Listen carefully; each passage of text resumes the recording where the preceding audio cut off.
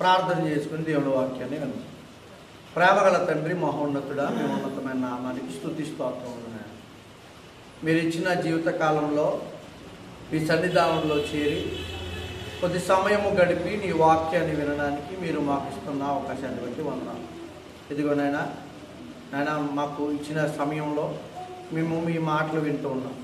ఈ చిత్తమైతేనైనా విద్యుత్తును మాకు అనుకూలపరిచి తండ్రి సహాయం దయచేయండి నాయన. ఇదిగోనైనా ఎక్కడెక్కడైతే ఆరాధనలు జరుగుతున్నాయో ప్రతి చోట మీరు ఉండండి. ఆ ఆరాధనలో మీరు మీ సేవకుల ద్వారా వారిని మరుగుపరిచి మీరే మాట్లాడండి.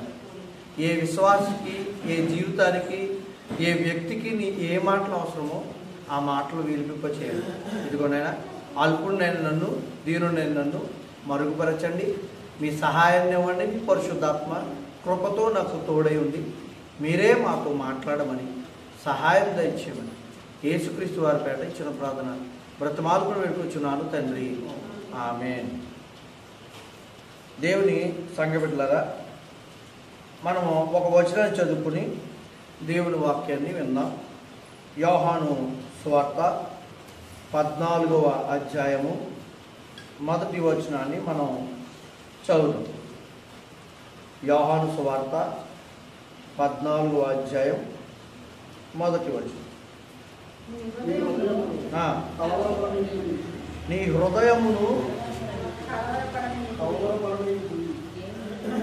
హృదయమును కలవరపడనీయకుడి. దేవుని యందు విశ్వాసముంచుచున్నారు, నాయందును విశ్వాసముంచుడి. అసలు మొదటి మాట ఏమంటాడంటే, ఈరోజు మనం ఆలోచిద్దాం కలవరము. అసలు కలవరం అంటే ఏంటండి? కలవరం అంటే ఏంటి? అసలు కలవరం అనే పదం ఎక్కడి నుంచి మనం వాడుకుంటున్నామనంటే, గ్రీకులో ఈ పదాన్ని ఏమని రాశారు తెలుసా? తరస్సో అని పదం. ఏ పదం? తరస్సో అనే పదంతో గ్రీకులో ఈ కలవరము అనే పదం రాశారు. అయితే ఈ కలవరం అంటే అర్థం ఏంటి? కలవరం అంటే నిర్వచనం ఏంటంటే భయము, ఆందోళన, గందరగోళము, లేక కలత చెందడం, అశాంతి, ఆందోళనకరమైన జీవితం, బాధాకరమైన జీవితం, వీటికి సంబంధించిన పదమే, వీటి ప్రభావాన్ని చూపించే పదమే కలత అని అర్థం. అసలు కలత ఎందుకు వస్తుంది మనిషికి? ఎందుకు కలత వస్తుంది? ఎవరైనా పెద్దవాళ్ళు ఉన్నప్పుడు చూడండి, రాత్రి కలలో వచ్చింది నాకు చాలా కలత చెందని కళ అంటే పొద్దునే కంగారు పడుతూ ఉంటారు. అసలు ఏమైందమ్మా అంటే రాత్రి కళ వచ్చింది, ఆ కళలో చాలా చెడ్డ కళ వచ్చిందని చాలా బాధపరిచింది, అది వదలలేదు నా హృదయాన్ని, కలత. ఇంకా ఆలోచిస్తే కలత అంటే మనకి ఎగ్జాము రాసేసాం, మార్కులు ఎలా వస్తాయో తెలీదు. పిల్లలు ఎలాంటి ఆలోచిస్తుంటారు? కలత చెందుతుంటారు. ఎలా వస్తాయో మార్కులు అటు కలత చెందుతుంటారు. ఉద్యోగానికి పరీక్ష రాశారు. ఉద్యోగానికి పరీక్ష రాసిన తర్వాత రిజల్ట్ కోసం ఎదురు చూస్తున్నప్పుడు ఎలా ఉంటుంది? కలత పడుతూ ఉంటారు, రిజల్ట్ ఎలా వస్తుందో. మొన్న 3-4 రోజుల క్రితం తాతాచార్యులు గారు ఇంటికి వెళ్ళినప్పుడు ఆవిడ అంటారు, కలత చెందుతున్నారు. ఎలా తెలుసా? నాకు షుగర్ ఉంది, కాలేమో ఇరిగి ఉంది, ఆపరేషన్ చేయాలి, ఏం జరుగుతుందో ఏంటో. ఏముంది ఆవిడకి? కలత ఉంది. ఏం జరుగుతుందో ఆందోళన, తెలియని దానికోసం, అది జరగబోయే దానికోసం ఆలోచించడం, లేకపోతే జరగబోయే స్థితి ఎలా ఉంటుందో అనే ఆందోళనకరమైన జీవితం. దీన్ని ఏమంటున్నాడంటే కలత అంటున్నాడు. పర్యాయ పదాలు చాలా ఉన్నాయి. భయము, ఆందోళన, దిగ్భ్రాంతి. ఈ పదాలన్నీ ఏ పదం కిందకు వస్తాయంటే, ఏ ఆలోచన కిందకు వస్తాయంటే కలవరము అని. దేవుడు అన్నాడు, మీ హృదయాలని పడనీయకండి అంటున్నాడు. దేవుడు మనతో మాట్లాడుతున్నాడు, నీ హృదయాన్ని పడనివ్వకండి. అసలు కలవరం ఎక్కడ చెందుతామంటే హృదయంలో వస్తుంది. కానీ దేవుడు భరోసా ఇస్తున్నాడు. మరి దేవుడు భరోసా ఇస్తున్నప్పుడు మనం ఎలా ఉండాలి? ధైర్యంగా ఉండాలి. నిజంగా ధైర్యం ఉంటుందా మనకంటే? లేదు, కొన్ని సందర్భాల్లో కోల్పోతాం ధైర్యాన్ని. ఈరోజు మనతో దేవుడు మాట్లాడాలని ఆశపడుతున్నాడు. నువ్వు ధైర్యంగా ఉండాలని ఆయనకి ఇష్టము. నువ్వు కలత చెందకుండా ఉండాలనేది ఆయనకి ఇష్టం. నువ్వు ఆయన ఎదుట భయము లేకుండా శక్తి కలిగి, లేకపోతే సంతోషకరంగా నీ జీవితాన్ని కొనసాగించాలనేది ఆయనకి ఇష్టం. అందుకే ఈ మాటని బైబిల్లో యోహాను సువార్తలో ఈ మాట రాయించాడు. కలవరపడే జనులు ఉన్నారు ఈ లోకంలో, కలవరపడే మనుషులు ఉన్నారు ఈ లోకంలో, కలవరపడుతున్న స్త్రీలు ఉన్నారు ఈ లోకంలో. అది లోకంలోనూ ఉన్నారు, దేవుని యొద్దకు వస్తున్న జనుల్లోనూ ఉన్నారు, భక్తుల్లోనూ ఉన్నారు. అందుకే అన్నాడు కలత చెందకండి. ఎందుకు? కలత చెందకపోతే ఏం జరుగుతుంది? అసలు కలవరపడడానికి మూలం ఏంటి? భయం. మొట్టమొదటి మూలం ఏంటి కలవరపడడానికి? భయమే కదా. ఒకసారి ఒక వచనాన్ని చూద్దాం. యెషయా గ్రంథం 21వ అధ్యాయం 4వ వచనాన్ని చదువుదాం. యెషయా గ్రంథం 21వ అధ్యాయం 4వ వచనం. నా గుండె తటతటా కొట్టుకొనుచున్నది, మహాభయము నన్ను కలవరపరుచుచున్నది. ఏమంటున్నాడు ఇక్కడ? మహాభయము నన్ను కలవరపరుచుచున్నది, నా గుండె తటతటా కొట్టుచున్నది, మహాభయము నన్ను కలవరపరుచుచున్నది, నాకు ఇష్టమైన సంధ్య వల్ల నాకు భీకరమాయను. అక్కడున్న సందర్భంలో అక్కడున్న మనుషులు ఆ పరిస్థితులను బట్టి ఒకడు మాట్లాడుతున్నాడు భక్తుడు.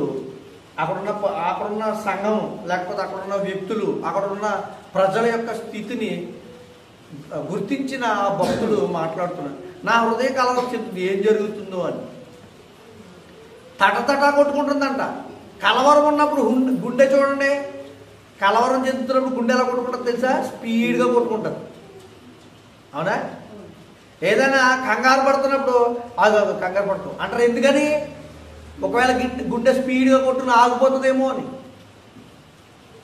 కలవరం వస్తున్నప్పుడు మన హృదయంలో ఈ యొక్క గుండె దాని స్థానాన్ని మించి పరిగెడుతుంది. భక్తుడు ఏదన్నాడు, నా గుండె తటతటా కొట్టుకుంటుంది, స్పీడ్గా కొట్టుకుంటుంది. ఎందుకంటే నాకేముంది? కలవరం ఉంది. ఏ కలవరం ఉంది ఆయనకి? ఏ కలవరం ఉంది? ఒకసారి మరొక వచనాన్ని చూద్దామే. ద్వితీయోపదేశకాండం 28వ అధ్యాయం 20వ వచనాన్ని చూద్దాం. ఎందుకు తటతటా కొట్టుకుంటుందో తెలుసా? ద్వితీయోపదేశకాండం అలా చెక్ 28వ అధ్యాయం 20వ వచనం.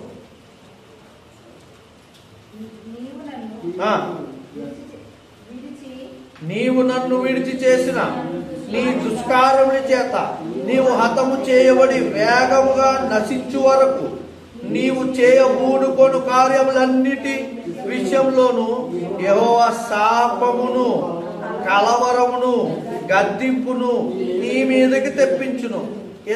ఎందుకు వస్తుంది కలవరం? ఎందుకు వస్తుంది కలవరం? నువ్వు చేసే కార్యాలను బట్టి. అందుకే అంటున్నాడు కదా ఇక్కడ, ఏమన్నాడు? నువ్వు చేసిన నీ దుష్కార్యముల చేత. అంటే మనిషికి కలవరం ఎందుకు వస్తుందంటే, ఒక తప్పుడు కార్యాలు చేసినప్పుడు కూడా కలతలు వస్తాయి. చూడండి, ఎవరైనా కొట్టారనుకోండి, కంగారు పడే పరిస్థితి ఒకసారి వస్తుంది. ఎందుకంటే పోలీసులు వస్తారేమో, రే వాడు అంటాడు, రే నీ మీద నేను కేసు పెడతాను. పోలీసులు మాట్లాడుతున్నప్పుడు ఏదైనా గొడవ జరిగినప్పుడు పోలీసులు వాళ్ళు అంటూ ఉంటారు కదా, ఎదుటి వ్యక్తిని ఏదైనా గాయపరిచినా, లేకపోతే ఏదైనా మంట జరిగినా కంగారు పడిపోతుంటారు. 10 మంది వస్తారండి, ఒక చోట ఏదైనా జరిగింది, ఆ కొట్టినోడు ఎవడో తెలియదు. పోలీసుడు వచ్చాడు, అక్కడ నుంచున్నాడు. పోలీసు నుంచుని, రే ఎవడు చేశాడు తప్పు చెప్పండి రా. అక్కడ అందరూ నుంచుంటారు. అందరూ హృదయం వేరే ఉంటుంది, ఆ చేసినోడు హృదయం వేరే ఉంటుంది. నన్ను కనిపెట్టేస్తాడేమో. చూడండి, ఎవరైనా మర్డర్ చేసినప్పుడు తప్పించి తిరుగుతుంటారు. అక్కడ ప్రూఫ్స్ ఏవి దొరకవు. అప్పుడు పోలీసులు చాలా తీక్షణంగా ప్రయత్నం చేస్తుంటారు. మీరు అప్పుడప్పుడు చూస్తున్నారు, మొన్న మధ్యన ఎవరో కుక్కర్లు వేసి వండేశారంట. మళ్ళీ ఒకరేమో స్టైల్స్ కింద వేసి పాత పెట్టేశారంట భర్తని. ఇవన్నీ వింటున్నప్పుడు ఎలా ఉంటుందంటే, వాళ్ళు ధైర్యంగా తిరుగుతున్నట్టు ఉంటారు, కానీ లోపల ఏముంటుంది? అయ్యి బాబు దొరికేస్తానేమో. ఏం చేశారు వాళ్ళు? దుష్కార్యము, తప్పుడు కార్యం చేశారు. తప్పుడు కార్యం చేసిన హృదయంలో ఏముంటుంది? కలత ఉంటుంది.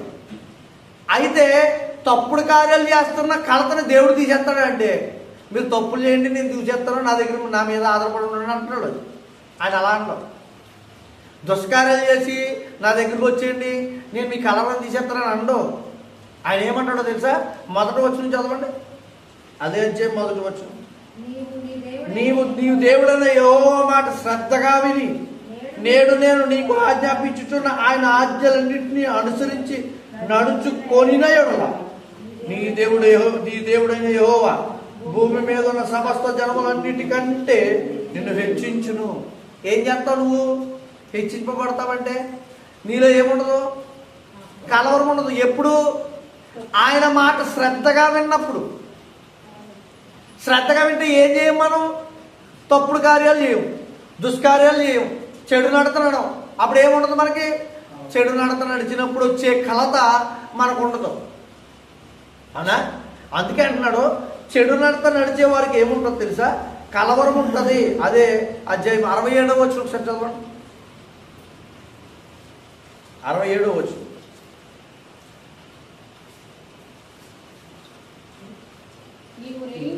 నీవు రేయింపగళ్ళు భయపడుము,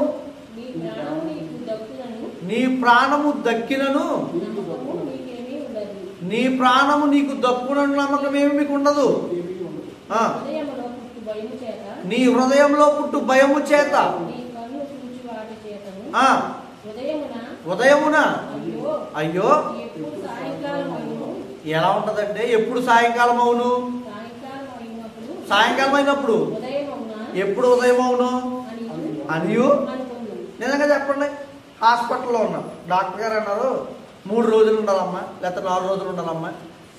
తాతాచార్యుల గారు భార్య దగ్గరికి వెళ్ళామనుకోండి, ఆవిడ అదే అంటారు, ఎప్పుడైపోద్దో సాయంకాలం, ఎప్పుడవుతుందో 2 రోజులు, ఎప్పుడవుతుందో 3 రోజులు, ఎప్పుడవుతుందో మళ్ళీ ఎప్పుడు తెల్లారిపోతుందో. ఈ మంచం మీద ఉండలేకపోతున్నాను, ఇక్కడ కూర్చోలేకపోతున్నాను. ఎందుకు వస్తుంది వాళ్ళకి? ఆ బాధని భరించలేరు, ఆ పరిస్థితిని ఎదుర్కొనలేరు. అంతే కదండి, ఆలోచించండి. ఎందుకు వస్తుంది కలవరం? ఆ బాధని భరించలేరు. ఎప్పుడు నాకు విమోచన వస్తుందో, ఈ పరిస్థితి నుంచి నాకు ఎప్పుడు విమోచన దొరుకుతుందో, ఈ బాధ నుంచి నేను ఎప్పుడు విడుదల పొందుతానో వాళ్ళలో ఎప్పుడు కలవరం ఉంటుంది. ఇది హాస్పిటల్లో ఉన్నవారు ఉండొచ్చు, బలహీనతలతో ఉన్నవారు ఉండొచ్చు. రేపు తగ్గిపోద్దమ్మా అన్నారు అనుకోండి, రేపు ఎప్పుడు అవుతుందో, రేపు ఎప్పుడు పని చేసుకుంటాను, రేపు ఎప్పుడు తిరుగుతాను అనుకుంటాం కదా. వాళ్ళ ఏముంటుందంట? రేపు ఎప్పుడు జరుగుతుందో, రేపు ఎప్పుడు వస్తుందో. ఈరోజు దాటిందంటే నిలబడిపోతామమ్మా అన్నారు అనుకోండి, అమ్మ బాబాయ్ ఈరోజు త్వరగా రోజు అయిపోవాలి, అదే బాధ, ఆలోచన. అంటే హృదయంలో ఏముంటుందంటే కలత, కలవరము. అందుకే అంటున్నాడు, చాలామంది అంట వాళ్ళు ఒక కావాల్సిన కలవరం లేదంట, ఒక విషయంలో ఉండాల్సిన కలవరం లేదంట, ఉండాల్సిన వెతుకులాట లేదంట, దానికోసం ఎదురు చూపు లేదంట. అలాంటి కలవరం ఉన్నా పర్వాలేదు, కానీ ఆ విషయం లేదు. ఒకసారి ఆ మాట చూద్దామే. లోకాసు వార్త 21వ వాక్యం, 21వ అధ్యాయం.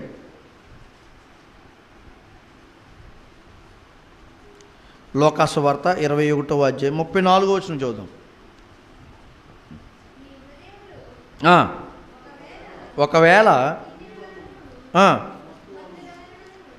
తిండి వలనను, మత్తు వలనను, ఐహిక విచారము వలనను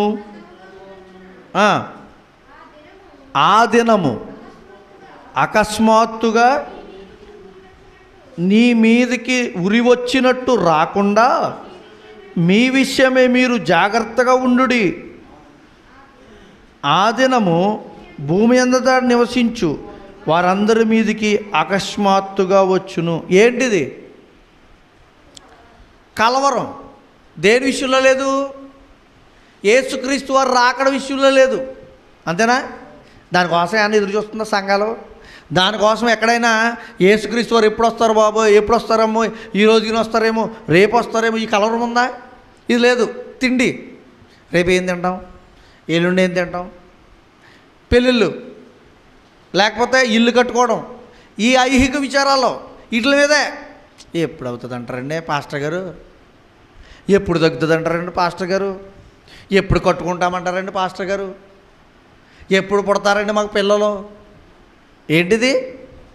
ఈ లోకంలో ప్రతిదాని మీద ఐహిక విచారాలు ఉన్నాయి. యేసుక్రీస్తు రాకడ మీద మీకు ఏం లేదు, కలత లేదు, కలవరం లేదు. కలవరపడిపోతున్నావేంట్రా? ఓకేనా? కలవరం చెందేస్తున్నావేంట్రా అంటే ఎప్పుడు అదే పదే పదే తలచుకోవడం. కానీ ఈ విషయంలో లేదు. ఏ విషయంలో ఉంది? భయం. చనిపోతామేమో కలవరం, వెళ్ళిపోతారేమో కలవరం, శక్తి పోతుంది కలవరం. ఈ విషయాల్లో ఉంది నీకు కలవరం. కానీ దేవుడు అంటున్నాడు, నీకు ఉండాల్సిన విషయాల్లో కలవరం చెందు, నీకు ఉండాల్సిన వాటిని వెతుకు. అందుకే నీకు ఈ భయాన్ని జయించాలంటే నీకేముండాలో తెలుసా? భయాన్ని జయించడానికి ఏం కావాలి మనకి చెప్పాలి. భయాన్ని జయించాలంటే మనకేముండాలి? ఒకసారి ధైర్యం కావాలి. ధైర్యం ఎక్కడి నుంచి వస్తుంది? ధైర్యం మనకి ఎవరిస్తారు? దేవుడు ఇస్తాడు. ఎలా ఇస్తాడు? ఇప్పుడు చెప్పండి, దేవుడు భయాన్ని పోయే స్థితిని ఇస్తాడో లేకపోతే ధైర్యాన్ని ఇస్తాడో? ఎలా ఇస్తాడు ఇప్పుడు మనకి? ఒకసారి రోమీయులకు రాసిన పత్రిక 2వ అధ్యాయం 7వ వచనం. రోమీయులకు రాసిన పత్రిక 2వ అధ్యాయం 7వ వచనం. సత్క్రియలను ఓపికగా చేయుచు మహిమను ఘనతను అక్షయతను వెతకి వారికి నిత్య జీవమునిచ్చును. ఏం చేయాలి?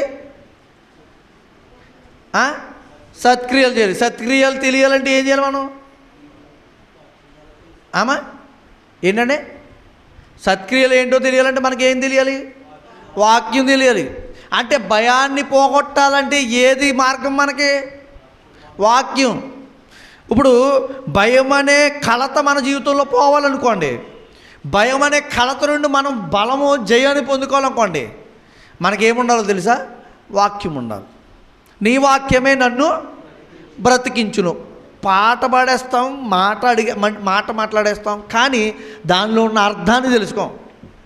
నీ వాక్యం నన్ను బ్రతికిస్తుందంటే చనిపోయేవాడు కూడా నువ్వు చూడండి, డాక్టర్లు కొంతమంది అంటారు, డాక్టర్లు కొంతమంది చెప్తూ ఉంటారు, చనిపోయేవాడు నువ్వు చచ్చిపోతావు అని చెప్పకూడదు, వాడు ముందుగానే చనిపోతాడు. చనిపోయేవాడిని నువ్వు ఇంకా బ్రతుకుతావని చెప్పామనుకోండి, ఆ ధైర్యంతో బ్రతకగలడు అని చెప్తుంటారు. అది నిజమైనా నిజం కాకపోయినా అది పక్కకు పెడితే, యేసుక్రీస్తు వారు మాటతో మన జీవితానికి భయం తొలగిపోతుంది. దేవుడిచ్చిన వాక్యంతో మనకి మన జీవితానికి భయం వెళ్ళిపోతుంది. భయం నుంచి జయం పొందుకోవచ్చు, ధైర్యంగా ఉండొచ్చు.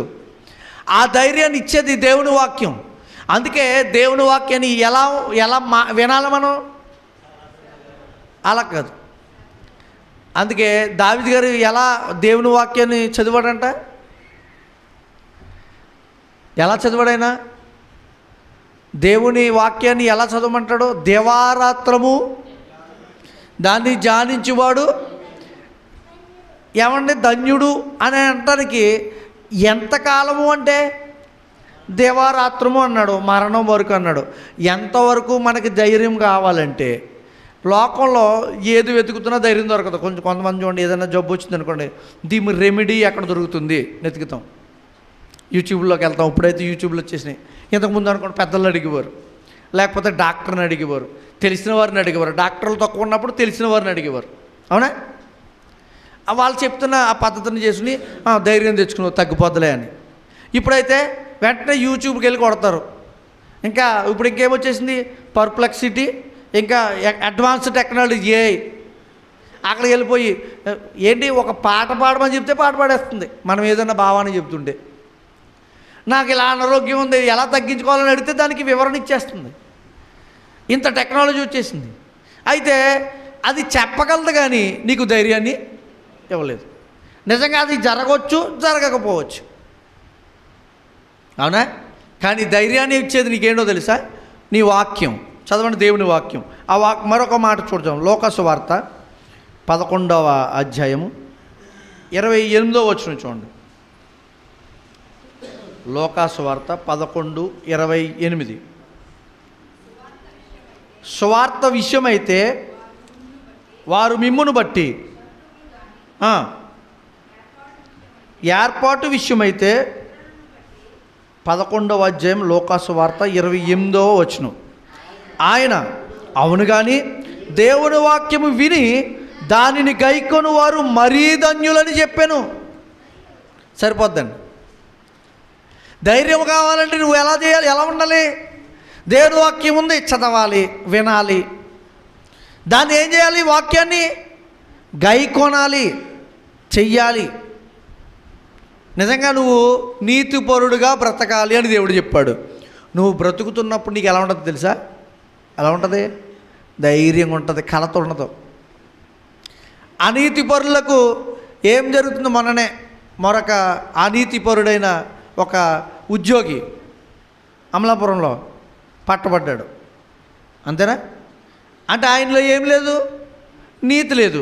ఏం జరిగింది?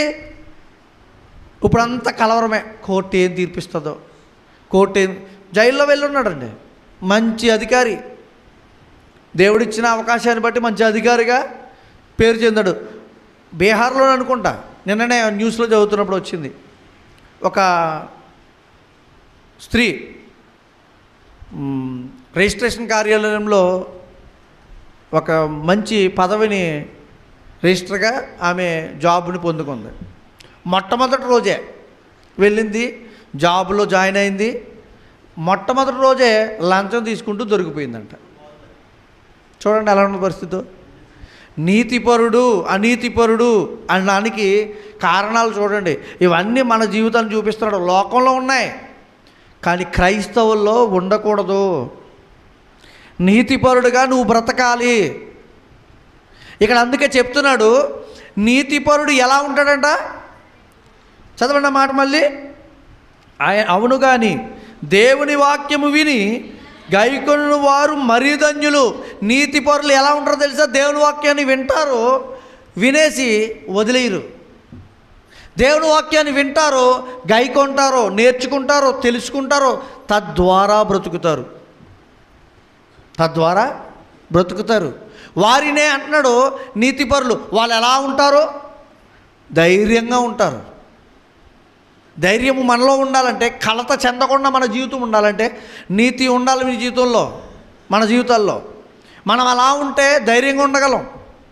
ఇంకా ఈ విషయాల్లో ఏది కలవరానికి వచ్చే సంగతుల్లో ఏ విషయాలు బట్టి మనకు కలవరం వస్తుందని మన వాక్యం దగ్గరికి వెళ్ళి అడిగితే లోకాసు వార్త 24వ అధ్యాయం 38వ వచనం. లోకాసు వార్త 24వ అధ్యాయం 38వ వచనం. అప్పుడు ఆయన, నీవెందుకు కలవరపడుచున్నావు? మీ హృదయంలో సందేహములు పుట్టనేలా? ఆయన మీరెందుకు కలవరపడుతున్నారు? శిష్యులతో మీరెందుకు కలవరపడుతున్నారు? వాళ్ళు అడుగుతున్నాడు. వాళ్ళందరూ కలచింతేస్తున్నారట. ఎందుకని? తర్వాత ఏమంటున్నాడు? మీ హృదయంలో సందేహము పుట్టనేలా? కలవరాలు ఎప్పుడు వస్తాయో తెలుసా? సందేహం పుచ్చినప్పుడు, సందేహిస్తున్నప్పుడు. నిజమా కాదా? సందేహం. అవునా? యేసుక్రీస్తు వారు వచ్చిన ఈ లోకానికి వచ్చిన రక్షకుడు ఈయననా కాదా? వాళ్ళ ఉంది సందేహం. ఈనాటికి ప్రపంచానికి అదే ఉంది. యూదుల్లో కూడా ఇప్పటికీ ఉంది. యూదుల్లో పుట్టినప్పటికీ ఆయన, యూదుల ఆ యొక్క జాతిలో ఆయన ఈ లోకాల్లోకి వచ్చినప్పటికీ శరీరధారిగా వాళ్ళకి ఇప్పటికీ ఏం లేదు తెలుసా? ఈయన పట్ల సందేహమే. సందేహం ఉన్న కాడ ఏముండదు? నిలకడ ఉండదు. సందేహం ఉన్న కాడ ఏముండదు? నిత్య జీవం కూడా ఉండదు. ఈయన యేసుక్రీస్తేనంటావా? నాకు పరలోకం ఇస్తాడంటావా? ఈయన శిలువ మీద కారిన రక్తం నన్ను కడుగుతుందంటావా? ఏంటిది? సందేహం. నేనేం చేయదు? అలాంటి సందేహం ఉంటే నీకు కలవరం వస్తుంది. అందుకంటున్నాడు నువ్వు సందేహపడొద్దు. ఒకసారి ఒక వచనం చూద్దాం. యెషయా గ్రంథము 28వ అధ్యాయము 16వ వచనం. యెషయా గ్రంథము 28వ అధ్యాయం 16వ వచనం. ప్రభువగు యెహోవా ఎలాగు సెలవిచ్చుచున్నాడు, సియోనులో రాతిని వేసిన వాడును నేనే, అది పరిశోధింపబడిన రాయి, అమూల్యమైన తలరాయి, బహు స్థిరమైన పునాది అయిన మూలరాయి అయి ఉన్నది, విశ్వసించువాడు కలవరపడడు. ఏంటి రాయి? మూలరాయి ఎవరు? ఇక్కడ యెషయా గ్రంథం ద్వారా, యెషయా గారి ప్రవక్త ద్వారా ఆనాటి కాలానికి యూదులకేంటి, లోకంలో ఉన్న ఆ ప్రజలకేంటి చెప్పబడింది కదా. మరి యూదులే యేసుక్రీస్తు వారిని సిలువ వేసింది ఎవరు? సిలువ వేయడి అని చెప్పింది ఎవరు? ఇజ్రాయేలీలే, యూదులే. ఎందుకు? ఆ మూలరాయిని వాళ్ళు ఏం చేయలేకపోయారు, తెలుసుకోలేకపోయారు. ఈయనే మాకు మూలరాయి అని. సంఘానికి కట్టడానికి, సంఘాన్ని నిర్మించడానికి ఆయనే మూలరాయిని అర్థం కాలేదు. ఎవరో? యేసుక్రీస్తు వారు. అందుకే కొత్త నిబంధనలో ఈ మాట చెబుతూ, చూడండి ఆ మాట చూద్దాం. యోహాను సువార్త తీయండి, 3వ అధ్యాయం 36వ వచనం. యోహాను సువార్త 3వ అధ్యాయము 36వ వచనం చూద్దాం. కుమారుని యందు విశ్వాసముంచువాడే నిత్యజీవం గలవాడు, కుమారునికి విధేయుడు కానివాడు జీవము చూడడు కానీ దేవుని ఉగ్రత వాని మీదికి. అంటే యేసుక్రీస్తు వారి మీద విశ్వాసం లేదు, ఈయన దేవుని కుమారుడని నమ్మట్లేదు వాళ్ళు. అందుకే ఇక్కడ మాట్లాడుతున్నాడు యేసుక్రీస్తు వారే, కుమారుని యందు విశ్వాసం ఉంచేవాడు నిత్యజీవం చూడగలడు. అంటే విశ్వాసానికి కర్త ఎవరు? యేసుక్రీస్తు వారు. మీలో కలత వచ్చిందనుకోండి, విశ్వాసాన్ని బట్టికి మీకు సందేహం వచ్చిందనుకోండి, మీలో ఏముందో తెలుసా? సందేహం పుట్టిన వాళ్ళలో ఏముంటుందో తెలుసా? విశ్వాసము కరువైతుంది. సందేహం ఉన్న తోమ నీ చేతి వేళ్ళలో పెట్టుకుని నేను చూస్తే కానీ నమ్మనన్నాడు. చూచి నమ్మిన వానికంటే చూడక నమ్మినవాడు ధన్యుడని యేసుక్రీస్తు వారు చెప్తున్నారు. ఇప్పుడు ఈరోజు మనం విశ్వాసం ఉంచామంటే మనం చూచి విశ్వాసం ఉంచలే, మనం పట్టుకుని విశ్వాసం ఉంచలే. మన విశ్వాసం ఎలాంటిది? చూడక నమ్మిన విశ్వాసం. మనం ఎలాంటి వారు దేవుని ఎదుట?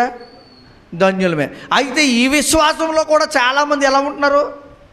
కొదువైపోతున్నారు, జారిపోతున్నారు, వదిలేస్తున్నారు ఈ విశ్వాసాన్ని. అందుకే ఈ విశ్వాసం గురించి పేతురు రాసిన మొదటి పత్రిక 2వ అధ్యాయము 6వ వచనం నుంచి చదువుదాం. పేతురు రాసిన మొదటి పత్రిక 2వ అధ్యాయం 6వ వచనం. ఏలయనగా ఇదిగో నేను ముఖ్యమును ఏర్పరచబడినదియు అమూల్యమునగు మూలరాతిని సియోనులో స్థాపించుచున్నాను.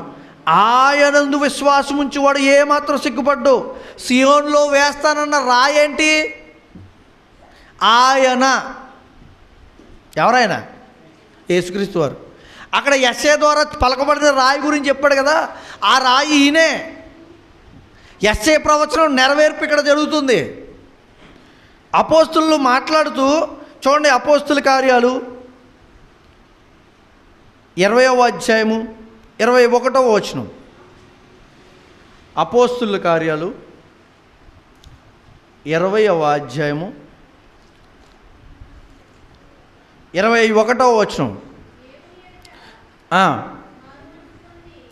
దేవుని ఎదుట మారు మనస్సు పొంది మన ప్రభువైన యేసుక్రీస్తునందు విశ్వాసం ఉంచబలనను యూదులకు గ్రీసు దేశస్తులకు ఎలాగు సాక్ష్యం ఉంచుచుంటుమో.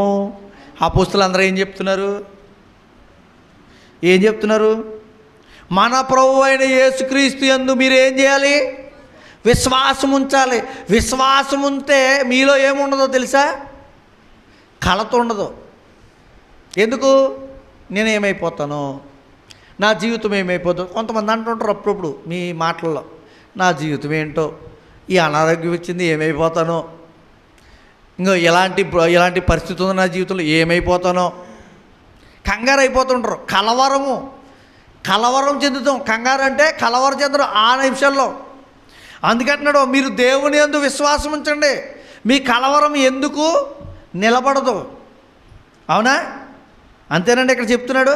కీర్తనల గ్రంథం ఒక మాట ఉంది చూడండి, 118వ అధ్యాయము 22వ వచనం. కీర్తనల గ్రంథము 118:22 కలవరం గురించి. ఇల్లు కట్టువారు నిషేధించిన రాయి మూలకు తలరాయి అని ఈరోజు ప్రపంచానికి ఏమైంది? ఏమంటే ఇల్లు కట్టాల్సిన సంఘం, కట్టాల్సిన వారు ఎవరో? యూదులు. ఏం చేశారు? యేసుక్రీస్తు వారిని చీ అనుకున్నారు, చంపేశారు, వదిలేశారు, దూరపరుచుకున్నారు. ఏమైంది తర్వాత? ఆయన ఈరోజు వాళ్ళు వదులుకుంటే ప్రపంచం వదిలిపెట్టిందా? చూడండి, తలకు మూలకు, ఏ మూలకే ప్రపంచానికి ఏమైంది ఈరోజు? యేసుక్రీస్తు వారి స్థితి. అందరూ ఆయన పాదాల చెత్తకు వచ్చేసారు. అవునా? ఇప్పుడు మూలకు తలరాయి అయిపోయాడైనా? అయిపోయాడా లేదా? ఆయన లేనిదే ప్రపంచమే లేనట్టుగా ఈరోజు అర్థం చేసుకునే పరిస్థితికి దేవుడు తీసుకొచ్చాడు. అదే మాటని మరొక చోట కూడా రాయించాడు. చూద్దాం. మార్కు సువార్త 12వ అధ్యాయము 10వ వచనం చదువుదాం. మార్కు సువార్త 12వ అధ్యాయం 10వ వచనం. ఇల్లు కట్టువారు నిరాకరించిన రాయి మూలకు తలరాయను, అది ప్రభువు వల్లనే కలుగును. ఎవరికే? మన కన్నుల కంట ఆశ్చర్యము. ఏంటది ఆశ్చర్యం? మూలకు తలరాయి అవ్వటం. ఎందుకు ఆ మాట అంట? కింద చదవండి. ఇది ప్రభు వల్లనే కలిగెను, ఇది మన కన్నులకు ఆశ్చర్యము అను లేఖనము మీరు చదవలేదా అని అడుగగా తమ్మును గూర్చి ఆ ఉపమానము చెప్పిన వారు గ్రహించి ఆయన పట్టుకొనుటకు సమయము చూచుచుండ్రి. కానీ ఆయన ఏం చేశాడు? తప్పించలేడు. ఎందుకని? మరి అబ్బాయి, మీరు ఎదుగుతున్నారే, మీ ప్రవక్తలు రాశారే, నీ పితరులు చెప్పారే, ఆయన నేనే అని చెప్తున్నాడు ఆయన స్వయంగా ఈ మాట ద్వారా. వీళ్ళు ఏమంటున్నారు? ఏంటి నువ్వు దేవుడు అని చెప్పుకుంటున్నావా? దేవుడు అని చెప్పుకోని చెప్పమని ఉంది కదా, అంగో యేసుక్రీస్తు వారిని పట్టుకొని చంపేద్దాం. కానీ ఈరోజు మాత్రం ఏంటి? ఈ రోజుకి ఎలా ఉన్నారు యూదులు? అంగో అంత్యక్రీస్తు వచ్చాడు, ఈయనే అంత్యక్రీస్తు, ఈయనే అంత్యక్రీస్తు అని ఫోటోలు పెట్టుకుని ఇప్పుడు ప్రపంచానికి వాళ్ళు ఎలా ఉన్నా కానీ మన తెలుగు బోధకులు మాత్రం చంపుకు తినేస్తున్నారండి. యూట్యూబ్ ఆన్ చేస్తే ఇదిగో రాకడ వచ్చేసింది, అంత్యక్రీస్తు దొరికేశాడు, ప్రతి ఒక్కరిని అనేస్తున్నారు. కానీ నిజమైన యేసుక్రీస్తుని మాత్రం వాళ్ళు విశ్వాసం ఉంచలేదు. అందుకే వాళ్ళకి ఏముందో తెలుసా? కలవరం ఉంది. యేసుక్రీస్తుని నమ్మని వాడికి ఈ రోజుకి ఏముంటుందో తెలుసా? కలవరం ఉంటుంది. సందేహం ఉన్నవాడికి ఏముంటుందో తెలుసా? కలవరం ఉంటుంది. అసలు ఈయన దేవుడేనంటావా అని సందేహం ఉన్న వాళ్ళకి ఈ రోజుకి కలవరం ఉంది. వాళ్ళ పాపాలు విమోచించేవాడు లేడు, వాళ్ళ పాపాలు తీసేసేవాడు లేడు, వాళ్ళు చేసిన దోషాలు కడగబడే స్థితి లేదు. ఉండదు లేదా? అవునా? కలవరం ఉంటుందా లేదా? వాళ్ళకి సందేహం ఉందా లేదా వాళ్ళ జీవితంలో? అంటే మనకుండే నిరీక్షణ, మనకుండే సందేహాన్ని తీర్చే స్థితి ఏంటో తెలుసా? క్రీస్తునందు విశ్వాసం. అదే మనల్ని కాపాడుతుంది, అదే మనల్ని బ్రతికించేది. ఒక వ్యక్తి రాజు దగ్గర, రాజుకు వచ్చిన కళ విషయంలో మాట్లాడుతున్నప్పుడు రాజు అడుగుతాడు, ఎవరైనా చెప్తాడు నా కళభావం. కళ చూశాడు కానీ అర్థం తెలియట్లే. చూడండి, దానియేలు గ్రంథం 4వ అధ్యాయం 19వ వచనం. దానియేలు గ్రంథం 4:19 చదవండి.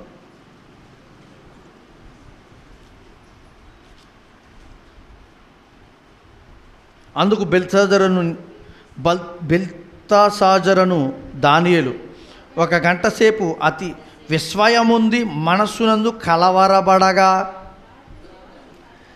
ఇక్కడ బెల్తషాజరు అనేది దానియేలు గారు కలవరపడుతున్నాడు. ఎందుకు? ఆ కళ భావం ఈయనకి అర్థమైంది. కళ వచ్చింది ఎవరికి? రాజుకి. కానీ ఆయనకు అర్థం తెలియదు. ఈయనకి అర్థమైనప్పుడు, అర్థం ఈయనకి తెలియబడినప్పుడు అర్థం ఈయన గ్రహించినప్పుడు ఈయనకేమొస్తుంది? కలవరం వస్తుంది. అప్పుడు రాజు ఏమంటున్నాడు? బెల్తెసరు, ఈ దర్శనం వలన కానీ దాని భావం వలన కానీ నీవు కలవరపడకుము అనను. ఎందుకు? ఆయనకు తెలిసి వచ్చిన బాధ ఏంటనేది ఈయన తెలీదు. చెప్పిన తర్వాత ఈయనకు వస్తుంది, విన్న రాజుకి. ఏంటది? కలవరం. అయితే రాజు భక్తుడికి, ఎవరైతే దేవుని భక్తుడిగా పిలువబడుతున్నాడో దానియేలు, దేవుని యందు భయభక్తులు కలిగి ధైర్యం కలిగి బ్రతుకుతున్నాడో, ఆయన విషయంలో చెప్తున్నాడు, నువ్వేం భయపడకు, చెప్పు, దానివల్ల నువ్వేం భయపడకు, నాకు చెప్పు అంటున్నాడు. ఆయనకు తెలుసు బాధ ఏంటనేది. ఈరోజు కలవరం పొందుతున్న మీకు తెలుసు మీ కలవరం ఏంటో. కలవరం మీ హృదయాల్లో దేని నిమిషం ఉందో, విమిత్తం ఉందో మీకు తెలుసు. దానియేలు రాజు అడిగాడేమో, ఈరోజు దేవుడు అడుగుతున్నాడు మిమ్మల్ని, నేను కూడా కాదు. ఈరోజు దేవుడు అడుగుతున్నాడు, మీ హృదయాల్లో ఉన్న కలత తీర్చేవాడు నేను, మీరు నా యందు విశ్వాసం ఉంచండి అంటున్నాడు. విశ్వాసం అనేది ఎలాంటిదో తెలుసా? లేని వాటిని ఉన్న వాటిగా చూపించేది నీ జీవితానికి. ఈరోజు మనం చూడలేని వాటిని కూడా చూపించేది, అంతే కదా విశ్వాసం అనేది. ఇంతకుముందు వేరే దేశాల్లో ఏం జరుగుతుందో తెలీదు, కానీ ఎవరైనా చెప్పారనుకోండి, నిజమా అని అనుకునేవాళ్ళం కదా. కానీ ఈరోజు ప్రపంచం అంతా మనకి కనబడుతుంది, చూస్తున్నాం. ఇప్పుడు అలాంటి అవసరత లేదు. అప్పుడు ఉండేది నిజమంటావా అనే డౌట్, అవునా? ఇప్పటికీ కొన్ని సందర్భాల్లో ఇప్పుడు ఈ టెక్నాలజీ పెరిగిపోయి లేని వాటిని కూడా ఉన్నట్టుగా చూపించేస్తుంది. పులి వచ్చింది, పిల్లవాడిని పట్టుకెళ్ళిపోయి అక్కడ పెట్టేసి వాళ్ళ అమ్మ నాన్నకి ఇచ్చేస్తుంది. నిజమా ఇది? ఏంటిది? క్రియేషన్ అండి. కలవరం. మనకు ఇప్పుడు అక్కడికి ఏముండదు, మనకి డౌటే. ఏంటి ఇన్ని టెక్నాలజీలు వచ్చినా టెక్నాలజీలో కూడా ఏం చూపిస్తున్నారంటే తప్పుడు సమాచారాన్ని ప్రభావితం చేపిస్తున్నారు. ఇప్పటికీ మనిషికి ఏదో ఒక సందేహం వెంటాడుతూనే ఉంటుంది. కానీ ఆ సందేహాన్ని తీరాలంటే వీటిలో ఎంత వెతికినా దొరకదు. మనిషి ఎక్కడ స్థిరపడగలడంటే దేవుని యందు విశ్వాసం ఉంటే. ఆ విశ్వాసాన్ని నీకు ఏమిస్తుందంటే విజయం ఇస్తుంది. సందేహం పట్ల విశ్వాసము ఉంటే సందేహం నుంచి నీకు ఏమిస్తుందో తెలుసా? విజయాన్ని ఇస్తుంది. సందేహం పట్ల నువ్వేముండకూడదు, కలవరపడకూడదు. మరొక మాట కూడా చూద్దాం. హెబ్రీయులకు రాసిన పత్రిక 12వ అధ్యాయం 14-15 వచనాలు చదువుకుందాం. హెబ్రీయులకు రాసిన పత్రిక 12వ అధ్యాయం 14-15 వచనాలు.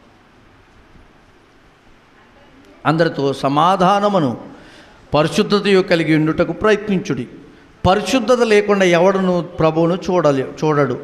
మీలో ఎవడైనను దేవుని కృపను పొందకుండా తప్పిపోవునేమో అనియు, చేదైన వేరు ఏదైనా మొలిచి పరచుట వలన అనేకులు అపవిత్రులై పోవుదురేమో అనియు, ఒక పూట కూటి కొరకు తన జ్యేష్ఠత్వము హక్కును అమ్మివేసిన యాసావు వంటి భ్రష్టుడైనను వ్యభిచారైనను ఉండునేమో అని జాగ్రత్తగా చూచుకోండి. కలవరం వచ్చింది ఇక్కడ. ఏంటి? చేదైన వేరు మొలుస్తుందేమో అని కలత. చేదైన వేరేంటండి? చేదైన వేరేంటి? పరిశుద్ధంగా బ్రతుకుతున్నాం, రక్షణ పొందాం, దేవుని దగ్గరకు వచ్చాం. దేవుని దగ్గరకు వచ్చిన తర్వాత మన జీవితాల్లో చేదైన వేరు మొలుస్తుందేమో కలవరం వస్తుంది. ఏంటది చేదైన వేరు? పాపం అండి. ఈ భక్తి జీవితంలో పాపం అనేది వచ్చిందనుకోండి, మీ జీవితంలోకి ఏమొస్తుంది? కలత వస్తుంది. నేను కరెక్ట్గా బ్రతుకుతున్నానా లేదా అనే ఆలోచనలు మనలో పుడుతుంటాయి, అవునా? ప్రతి భక్తుల్లో ఉంటుంటాయి. అబ్బాబా నాలో ఏం లేదండి, నేను స్టాండర్డ్గా ఉన్నాను, ఫుల్ఫిల్గా విశ్వాసంతో బ్రతుకుతున్నాను, నేను నీతిపరుడుగా ఉన్నాను అని అనడానికి మన ధైర్యం సరిపోదు చూడండి. అందుకే అంటున్నాడు, ఇదేంటంట? చేదైన వేరు మొలుస్తుందేమో, జాగ్రత్తగా చూసుకోండి. అయితే ఈ చేదైన వేరు ఏంటంటో తెలుసా? కలవరానికి మూలం. కలవరపడుతున్నాం. అయితే ఈ చేదైన వేరును జయించాలంటే? ఏమండి, భయాన్ని జయించడానికి ఏం అవసరం? భయాన్ని నుంచి విడుదల పొందడానికి ఏం అవసరం అన్నాడు దేవుడు? ధైర్యం అవసరం. ధైర్యం ఎవరిస్తారు నీకు? దేవుని వాక్యం. వాక్యాన్ని నీకు ధైర్యం వస్తుందని చెప్పాడు. తర్వాత సందేహంలో కలవరం ఉంది కదా, సందేహపడుతూ ఆ కలవరాన్ని తీర్చేది ఎవరు? దేవుడే. సందేహము పడకుండా మన జీవితంలో కలవరం చెందకుండా ఉండాలంటే మనకేముండాలి? విశ్వాసం ఉండాలని చెప్పాడు. ఇప్పుడు మూడోదిగా చేరైన వేరు, అంటే పాపం అనేది ఒకవేళ మీకు చేరిందనుకో, దాన్ని జయించడానికి నీకేం అవసరమో తెలుసా? చదవండి మార్కు సువార్త 7వ అధ్యాయం 21 చేదన వేరును జయించడానికి ఏది నీకు అవసరమో తెలుసా? మార్కు సువార్త 7వ అధ్యాయం 21 లోపల నుండి అనగా మనుషుల హృదయంలో నుండి దురాలోచనలను, జారత్వములను, నరహత్యలను, వ్యభిచారమును, లోభములను, చెడు తలంపులను, కృత్రిమమును, మత్సరమును, దేవదోషణయు, అహంభావమును, అవివేకమును వచ్చును. ఇవన్నీ, ఈ చెడ్డవన్నీ లోపల నుండి బయలు వెళ్ళి మనుష్యుని అపవిత్రపరుచున్నవి. ఏం చేస్తున్నాయి? ఇవన్నీ ఏం చేస్తున్నాయి? అపవిత్రపరుస్తున్నాయి. మరి ఇవన్నిటిని తొలగించుకోవాలంటే మనలో ఏముండాలి? చదవండి ఎపిసి రాసిన పత్రిక 5వ అధ్యాయము 3వ వచనం. ఎపిసి రాసిన పత్రిక 5వ అధ్యాయం 3వ వచనం. ఏ విధమైన అపవిత్రత కానీ లోభత్వం కానీ వీటి పేరైనా ఎత్తకూడదు, ఇది పరిశుద్ధులకు తగినది కాదు.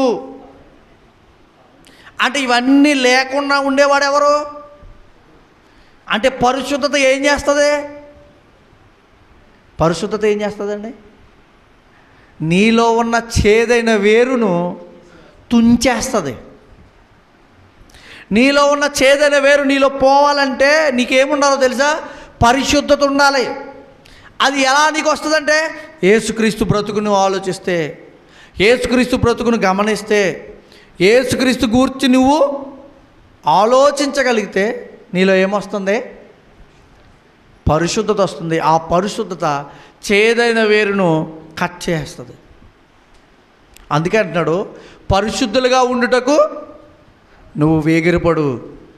లోకంలో ఉన్న వాటన్నిటినీ, చెడ్డగా అన్నిటినీ అంటించుకుని పరిగెట్టడానికి లోకంలో చాలా ఆనందపడతారు.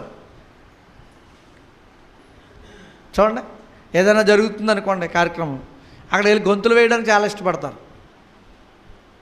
కానీ దానికి దూరంగా ఉండడానికి పరిశుద్ధులు ఏం చేస్తారో తెలుసా? ఆ దూరంగా ఉండే పరిస్థితికి వెళ్తారు. దాన్ని అంటించుకోరు, దాన్ని తగిలించుకుని ప్రాకులాడరు. లోకంలో జరుగుతున్న చెడులు, లోకంలో చూస్తున్న చెడుని దూరంగా నెట్టుకోవడానికి ప్రయత్నం చేస్తారు. వారిలో ఏముంటుందంటే పరిశుద్ధత. ఆ చేదైన వేరుని లాక్కొనివ్వదు. పరిశుద్ధుడు ఎలా ఉంటాడో తెలుసా? చెడు మాటలు వినపడుతుంది అనుకోండి, వేస్ట్, ఇక్కడ ఇలాంటి మాటల దగ్గర మనం ఉండకూడదు, వెళ్ళిపోదాం. లేకపోతే ఇలాంటి మాటలు మాట్లాడొద్దని వాళ్ళని గద్దిస్తాడు పరిశుద్ధుడు. అందుకే అంటున్నాడు, పరిశుద్ధత మనల్ని ఏం చేస్తుంది? మనల్ని దేవునికి దగ్గర చేస్తుంది. మనకున్న స్థితిని, అంటే మనకున్న కలవరాన్ని తీసివేస్తుంది. కొలసీలకు రాసిన పత్రిక కూడా చూద్దాం ఒకసారి. 3వ అధ్యాయం 5వ వచనం చదువుకుందాం. కొలసీలకు రాసిన పత్రిక 3వ అధ్యాయం 5వ వచనం. కావున భూమి మీద ఉన్న మీ అవయవములను, అనగా జారత్వమును, అపవిత్రతను, కామోత్తరతను, దురాశను, విగ్రహారాధనైన ధనాపేక్షను చంపివేయుడి. వాటి వలన దేవుని ఉగ్రత అవిధేయులైన వారి మీదికి వచ్చును. అంటే పరిశుద్ధత లేని వారు వీటన్నిటిలో విశ్వాసము, వారి విశ్వాసాన్ని చంపుకుని వెళ్ళిపోతారు. కామాతురత, అపవిత్రత, ఏమంటే జారత్వం, దురాశ, ఎక్కువ సంపాదించేయాలి. నిజమేనా? ఆమె అలా అనుకున్నది కదా, మొదటి రోజే ఎక్కువ సంపాదించాలి. ఎందుకండి అంత దురాలోచన? ఎందుకండి ఆవిడకి అంత ఆశ ఎందుకు, దురాశ ఎందుకు? దురాశ దుఃఖానికి చేయటని లోక పుస్తకాల్లోనే చదివిందే, పాఠ్య పుస్తకాల్లో. ఏమైంది? ఆఖరికి జైలు కటకటాలు వెనక్కి వెళ్ళిపోయాడు. ఒక మండలానికే అధిపతిగా ఉన్న వ్యక్తి లంచమనే దురాశకి వెళ్ళిపోయి కటకటాలు వెనక మొగ్గుతున్నాడు. ఎందుకండి ఇలాంటి పరిస్థితులు? మీకేం లేదో తెలుసా? వాటన్నిటిని వదలండి. వాటన్నిటిని వదిలి పరిశుద్ధతను సంతరించుకోండి. ఈ పరిశుద్ధత మిమ్మల్ని ఎక్కడ నడిపిస్తుందో తెలుసా? పరలోకానికి, నిత్య జీవానికి నడిపిస్తుంది. అందుకే సంఘాన్ని దేవుడు అంటున్నాడు, నష్టాలు, కష్టాలు, నిరాశ, ఆరోగ్యం, అనారోగ్యం లేదా భవిష్యత్తు గురించి భయం నీ జీవితంలో ఎదురవుతున్నప్పుడు నీ హృదయానికి కలవరం వస్తుంది. అవునా? కాబట్టి నువ్వేం చేయాలో తెలుసా? నీ దేవునిపై స్థిరమైన నమ్మకం ఉండాలి. సంపూర్ణమైన ఆయన మీద నీకేముండాలో తెలుసా? విశ్వాసం ఉండాలి. అప్పుడు నీ హృదయం శాంతిగా, సమాధానంగా, దేవుని నివాస స్థలంగా మారుతుంది. అవునా? అంతే కదండి. అందుకే యోహాను సువార్త చదువుకుని ముగించుకుందాం. 14వ అధ్యాయం 27వ వచనం.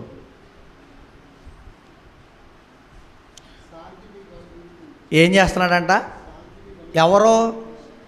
ఎవరైనా అనుగ్రహించేవాడు, శాంతిని, సమాధానం అనుగ్రహించేవాడు. శాంతి ఉందంటే నీలో ఏం లేదు? కలవరం లేదు. శాంతి సమాధానాలు మన జీవితంలో ఉన్నాయంటే ఏం లేదు? కలవరం లేదు. ఆయన ఇచ్చేస్తున్నాడంటే ఎవరైనా మరి నువ్వు తీసుకోవే. అవునా? నువ్వు అంగీకరించాలి కదా.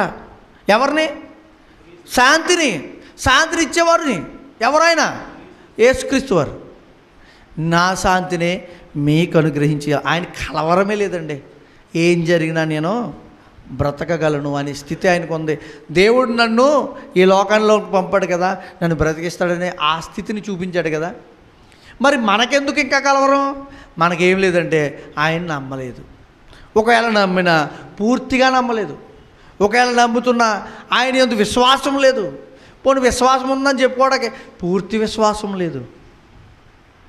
నా శాంతిని మీకు అనుగ్రహించి వెళ్తున్నాను అన్నాడు ఆయన.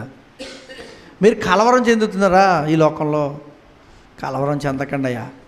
అందుకే చెప్తున్నాడు, దేవునిపై స్థిరమైన విశ్వాసం కలిగి ఉంటే, సంపూర్ణమైన ఆయన వాగ్దానాలు, ఆయన మాటల మీద మనం బ్రతికితే, చెప్పినట్టుగా మనం బ్రతికితే మనకేమొస్తుంది? అన్ని విషయాల్లో కలవరము అనే స్థితి నుండి విడుదల వస్తుంది.